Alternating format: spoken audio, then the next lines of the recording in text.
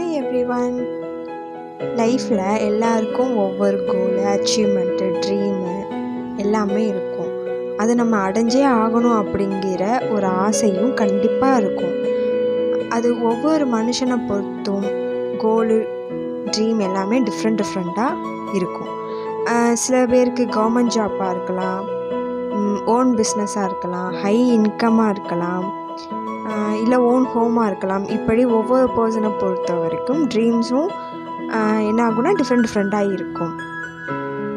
அப்படி நம்ம ஆசைப்படுற கனவுகளையும் ஆசைகளையும் நிறைவேற்ற நம்ம நிறைய ட்ரை பண்ணுவோம்.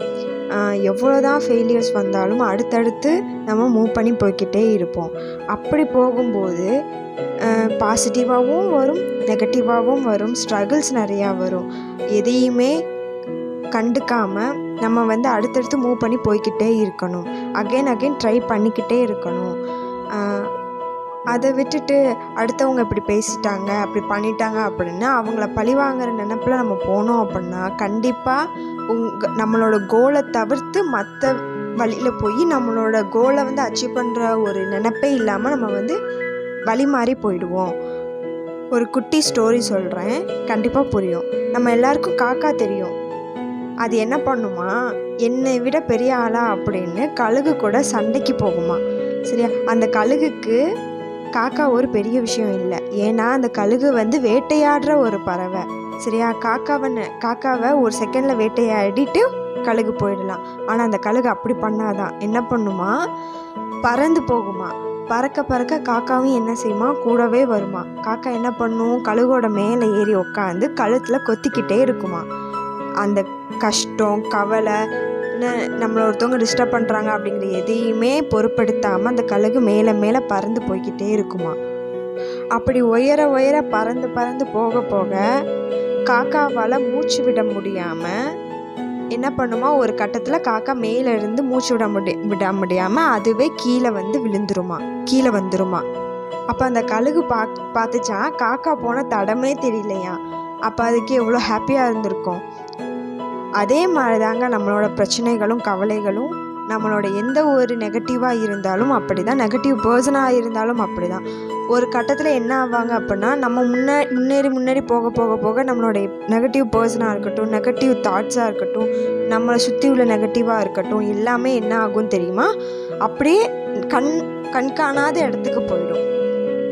ஸோ நம்மளோட கோல் இதுதான் அப்படின்னு நம்ம ஃபிக்ஸ் பண்ணிட்டோம் அப்படின்னா அதை நோக்கி கரெக்டாக ஃபாலோ பண்ணி போய்கிட்டே இருக்கணும். இடையில எத்தனை ஸ்ட்ரகிள்ஸ் வந்தாலும், எத்தனை நெகட்டிவ் பர்சன் வந்தாலும், எத்தனை நெகட்டிவ்ஸ் வந்தாலும் அதை இக்னோர் பண்ணிவிட்டு போய்கிட்டே இருக்கணும். ஒன்று அவங்கள நம்ம கூட சேர்ந்து அவங்களையும் முன்னேற்றி கூட்டு போகணும்.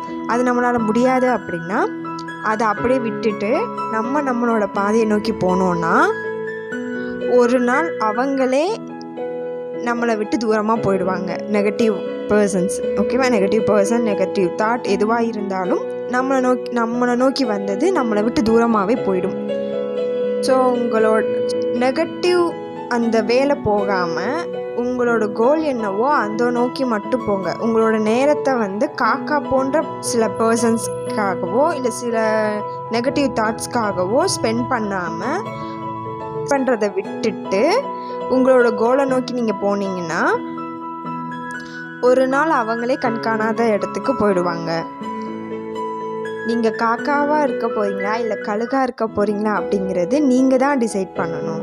ஸோ உங்களோட லைஃப்பில் நீங்கள் கோல்னு ஃபிக்ஸ் பண்ணிட்டீங்கன்னா கழுகு மாதிரி அடுத்தடுத்து விடாமுயற்சியோடு போராடிக்கிட்டே இருக்கணும். அடுத்தடுத்து சக்ஸஸும் கண்டிப்பாக வரும். ஃபெயிலியர்ஸ் வந்தாலும் சக்ஸஸ் கண்டிப்பாக ஒரு நாள் வரும். ஸோ நீங்கள் டிசைட் பண்ணுங்கள், காக்காவா இல்லை கழுகா. வாழ்க்கை வாழ்கிறதுக்கு தாங்க. வீடியோஸ் உங்களுக்கு பிடிச்சிருந்தா ஷேர் பண்ணுங்கள், சப்ஸ்கிரைப் பண்ணுங்கள், கமெண்ட் பண்ணுங்கள், கூடவே பெல் ஐக்கானை கிளிக் பண்ணிக்கோங்க.